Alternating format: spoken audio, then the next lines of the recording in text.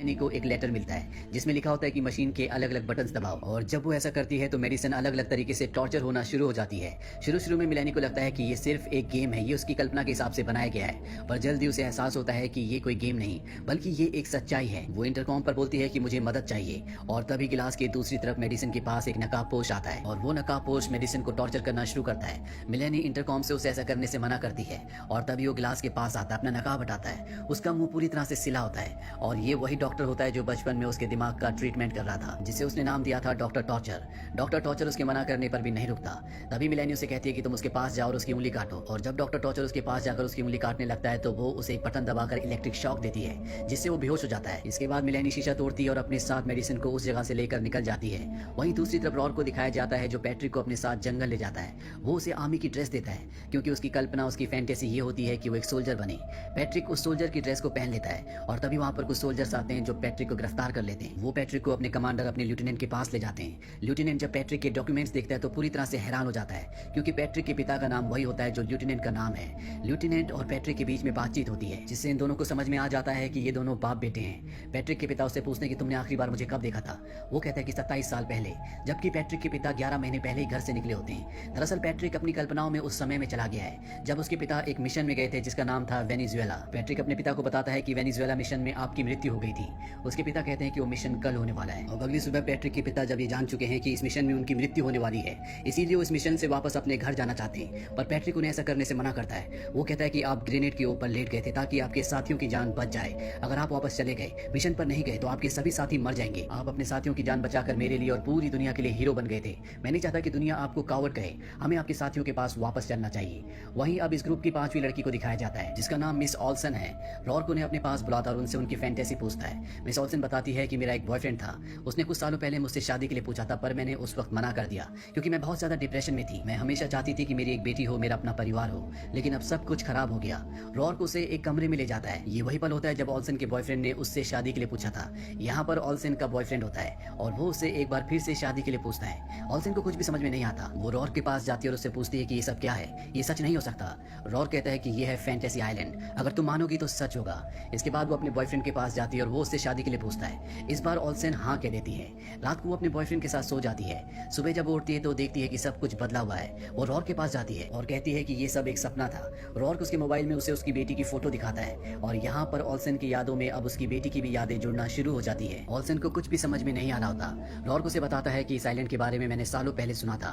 मैंने कई साल लगा दिए इस आइलैंड को ढूंढने में। मेरी पत्नी भी मेरे साथ इस सफर में चली थी, पर स्वास्थ्य खराब होने की वजह से उसकी मृत्यु हो गई। जब मैं इस आइलैंड पर पहुंचा तो मैंने चाहा कि काश मेरी पत्नी मेरे साथ होती और वो एक बार फिर से जिंदा हो गई। जब तक मैं इस आइलैंड पर रहूंगा वो मेरे साथ रहेगी, ठीक उसी तरह से जिस तरह से तुम्हारी कल्पनाओं में तुम्हारी बेटी और तुम्हारा बॉयफ्रेंड जो अब तुम्हारा पति है वो पूरी तरह से सच हो गया है। वहीं दूसरी तरफ जेडी और ब्रेक्स को दिखाया जाता है जो अपनी फैंटेसी में एक शानदार घर में लड़कियों से घिरे हुए हैं। तभी यहाँ पर इस घर का मालिक आ जाता है जो कि एक ड्रग डीलर भी है। वो यहाँ पर अपने साथियों के साथ गोलियां चलाना शुरू कर देता है। ब्रेक्स और जेडी एक कमरे में चले जाते हैं जहाँ से ब्रेक्स रॉर को कॉल करता है और बताता है कि हम पर यहाँ पर कोई गोलियां चला रहा है। रॉर बताता है कि शायद उस घर का मालिक आ गया है, इसमें मैं तुम्हारी कोई मदद नहीं कर सकता, तुम्हें अपनी फैंटेसी को पूरा करना ही होगा। इसके बाद वो फोन काट देता है और अब इस घर का मालिक यानी कि ड्रग डीलर इन तक पहुंच जाता है। हालांकि अभी भी इन्हें ये मजाक लग रहा होता है, लेकिन जब ड्रग डीलर जेडी का हाथ काटने वाला होता है तो इन्हें समझ में आ जाता है कि ये कोई मजाक नहीं है। अब ये ड्रग डीलर से कहते हैं कि हमने अपनी फैंटेसी में ये सब कुछ कभी भी नहीं सोचा था।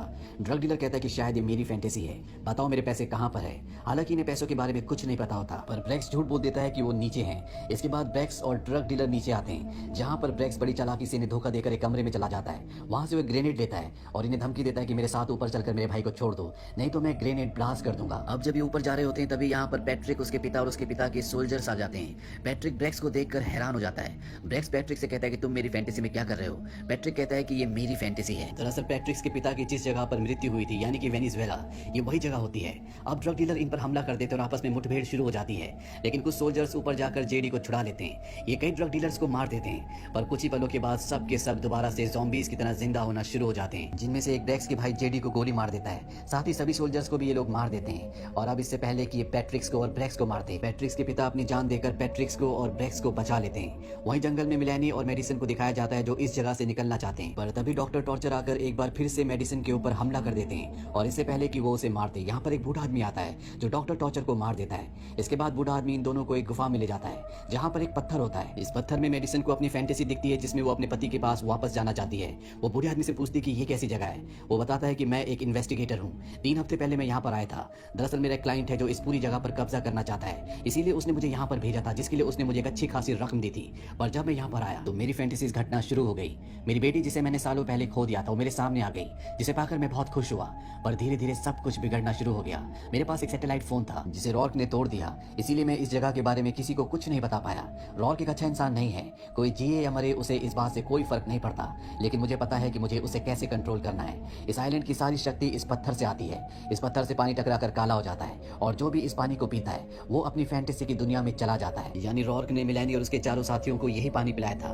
बूढ़ा आदमी मिलेनी को एक फोन नंबर देता है। वो कहता है तुम यहाँ पर एक गेस्ट हो, जब तुम होटल वापस जाओगी तो इस नंबर पर कॉल करना, 1 घंटे में यहाँ पर हेलीकॉप्टर आ जाएगा। इस पानी को तुम आइलैंड से बाहर ले जाना ताकि रॉर्क की सच्चाई दुनिया के सामने आ जाए। अभी सब के सब यहाँ से बाहर निकल जाते हैं और जब ये होटल की तरफ जा रहे होते हैं तभी डॉक्टर टॉर्चर जो अभी भी जिंदा होता है वो मेडिसिन के ऊपर एक बार फिर से हमला कर देता है। बूढ़ा आदमी मेडिसिन को बचाने के लिए डॉक्टर टॉर्चर को लेकर पहाड़ी से कूद जाता है, जिससे इन दोनों की मृत्यु हो जाती है। और अब यहाँ पर मिलेनी और मेडिसिन अकेले बचे हुए हैं। तभी मिलेनी को याद आता है कि जहाँ पर मेडिसिन को टॉर्चर किया जा रहा था वहाँ पर एक लाइन ऐसी थी जो मेडिसिन की हस्बैंड के फोन से कनेक्टेड थी। ये उस जगह एक बार फिर से जाते हैं और मेडिसिन के हस्बैंड को कॉल करते हैं और उसे उस पायलट का नंबर देते हैं जो बूढ़े आदमी ने इन दोनों को दिया था। मेडिसिन अपने हस्बैंड से कहती है कि 1 घंटे में पायलट को कहना कि वो आइलैंड पहुंच जाए। वहीं ऑल्सन को दिखाया जाता है जिसने अपनी फैंटेसी में अपने बॉयफ्रेंड को अपना पति बना लिया है और अब उसकी एक बेटी भी है, पर उसे एहसास होता है कि ये वो चीजें नहीं है जो वो अपनी जिंदगी में बदलना चाहती थी। 6 साल पहले उसके घर में आग लग गई थी जिस वजह से उसके पड़ोस में रहने वाले निक नाम की लड़की की मृत्यु हो गई और वो चाहती है कि वो उस पल को बदल दे। इसीलिए वो रॉर्क के पास जाती है और उसे कहती है कि वो अपनी फैंटेसी बदलना चाहती है। हालांकि रॉर्क शुरू में मना कर देता है पर वो उसे कन्विंस्ड कर लेती है और जब वो दरवाजे से अंदर जाती है तो वो वापस अपने घर में उसी पल में पहुंच जाती है जब उसके घर में आग लगी थी। इस हादसे के वक्त यहाँ पर जेडी और उसका भाई ब्रेक्स भी थे, साथ ही इस वक्त पैट्रिक पुलिस वाला था, वो भी इसी जगह मौजूद होता है। ऑल्सन जब निक को बचाने के लिए जाती है तो धुएं से बेहोश हो जाती है। तभी यहाँ पर रॉर्क की असिस्टेंट जूलिया आती है और वो ऑल्सन को बचाकर बाहर ले जाती है। जूलिया ऑल्सन से पूछती है क्या तुमने निक को बचाया? वो कहती है कि नहीं, शायद ये किसी और की फैंटेसी है। और अब ये बाहर आ जाते हैं। यहाँ पर बाकी के बचे हुए भी लोग आ जाते हैं। ये सब यहाँ से भागना चाहते हैं लेकिन रॉर्क इन सब को पकड़ लेता है। पर अब ऑल्सन को सब कुछ समझ में आ चुका है। वो सबको बताती है कि ये हमारी फैंटेसी नहीं है बल्कि किसी और की फैंटेसी है। 6 साल पहले मैं एक बिल्डिंग में शिफ्ट हुई थी। चाय बनाते हुए मेरी गलती से बिल्डिंग में आग लग गई और वहाँ पर एक लड़के की मृत्यु हो गई जिसका नाम निक था। जब मैं फैंटेसी की दुनिया में एक बार फिर से वहाँ गई तो मैंने वहाँ पर जेडी और ब्रेक्स को देखा। ब्रेक्स बताता है कि निक हमारा रूममेट था। ऑल्सन बताती है कि उस घटना के वक्त वहाँ पर पैट्रिक पुलिस वाला था। हम सब उस घटना से जुड़े हुए हैं सिवाय एक के, और वो है मिलेनी। मिलेनी बताती है कि निक मेरा क्लासमेट था, मुझे पसंद करता था। उस रात उसने मुझे बाहर चलने के लिए कहा था लेकिन मुझे यकीन नहीं हुआ कि कोई मुझे पसंद कर सकता है, इसीलिए मैंने मना कर दिया। यानी ये सब के सब निक की मौत से जुड़े हुए हैं। यहाँ पर सबको समझ में आ जाता है कि रॉर्क और जूलिया निक के पेरेंट्स हैं और ये सब के सब अपनी नहीं बल्कि रॉर्क की कल्पना यानी कि उसकी फैंटेसी की दुनिया में है। ये रॉर्क को ये सब कुछ रोकने के लिए कहते हैं। रॉर्क कहता है कि ये तुम्हारी मौत से रुकेगा और तभी यहाँ पर हेलीकॉप्टर आ जाता है। ये सब के सब हेलीकॉप्टर की तरफ भागते हैं लेकिन रॉर्क का आदमी हेलीकॉप्टर को मिसाइल से उड़ा देता है। इसके बाद ये सब के सब उस गुफा में पहुंचते हैं जहाँ पर वो खास पत्थर है जिसके पानी से लोग अपनी फैंटेसी की दुनिया में पहुंच जाते हैं। यहाँ पर रॉर्क के लोग भी आ जाते हैं जो इन पर हमला कर देते हैं। जब पैट्रिक रॉर्क के आदमी को मार देता है तभी यहाँ पर मिलेनी आती है और वो पैट्रिक को चाकू मार देती है। इसके बाद सबको समझ में आ जाता है कि ये जिस इंसान की फैंटेसी की दुनिया में है वो रॉर्क नहीं बल्कि वो मिलेनी है। दरअसल मिलेनी रॉर्क के बेटे निक से प्यार करती थी और उसकी मौत की ये सभी वजह होते हैं, इसीलिए वो सबसे बदला ले रही होती है। मिलेनी कहती कि अब तुम सबको मरने से कोई नहीं बचा सकता, इसे कोई बंद नहीं कर सकता, खुद रॉर्क भी नहीं। अगर ये पत्थर एक चिराग है तो रॉर्क उसका जिन है। हमारी फैंटेसी की वजह से उसकी ये दुनिया कायम है। अगर उसने इसे रोकने की कोशिश की तो ये दुनिया खत्म हो जाएगी और उसकी पत्नी जूलिया जो उसकी इसी फैंटेसी की दुनिया में है वो उसे हमेशा के लिए खो देगा। और जूलिया अपने पति रॉर्क को कहती है कि ये सब तुम्हारे मेहमान हैं, इन्हें अपनी दुनिया में वापस जाने दो। इसीलिए रॉर्क यहाँ पर मेडिसिन को कहता है कि इस आइलैंड का एक रूल है, हर कोई इंसान यहाँ पर एक बार अपनी फैंटेसी में जा सकता है। सब कभी न कभी कुछ न कुछ पलों के लिए अपनी फैंटेसी में गए थे, सिर्फ तुम्हें छोड़कर। मेडिसिन इसके बाद पानी पी लेती है जिसके बाद अब उसके पास मौका है कि वो यहाँ पर फैंटेसी वर्ल्ड बना सके, जिस वर्ल्ड में वो मिलेनी को कहती है कि तुम निक की दुनिया में उसके पास चले जाओ। और तभी पानी के अंदर से निक निकलता है और वो मिलेनी को पानी में खींच लेता है, जिसके बाद मिलेनी की यादों से बने हुए सिपाही यहाँ से गायब हो जाते हैं। पर अगले पल मिलेनी पानी से बाहर निकलती है और उसके पास जो ग्रेनेड होता है वो इस जगह पर फेंक देती है। पैट्रिक भी इसी जगह पर आ जाता है जो कि जख्मी है। वो ग्रेनेड के ऊपर कूद जाता है, तभी एक ब्लास्ट होता है और पैट्रिक की मृत्यु हो जाती है। इसके बाद बचे हुए लोगों की नींद होटल में खुलती है जहाँ पर रॉर्क ने बताता है कि पैट्रिक ने ठीक अपने पिता की तरह दूसरों को बचाते हुए अपनी जान दे दी। यहाँ पर 2 लोग मारे गए होते हैं, एक पैट्रिक और और दूसरा ब्रेक्स का भाई जेडी। रॉर्क इन्हें यहाँ से जाने की इजाजत दे देता है। ब्रेक्स अपने भाई की मौत से उदास होता है। रॉर्क उसके पास आता है और कहता है कि तुम अपने भाई की फैंटेसी में थे, तुम्हारे पास एक मौका है, तुम अपनी फैंटेसी मांग सकते हो। ब्रेक्स कहता है कि मुझे मेरा भाई वापस चाहिए। रॉर्क कहता है कि अगर तुमने अपने भाई को वापस बुलाया तो तुम्हें हमेशा इसी आइलैंड पर रहना होगा। ब्रेक्स मान जाता है और अगले पल वो देखता है कि उसका भाई जेडी भी प्लेन में बैठा हुआ है और वापस अपने घर जा रहा है। और अंत में इस फैंटेसी आइलैंड पर सिर्फ रॉर्क और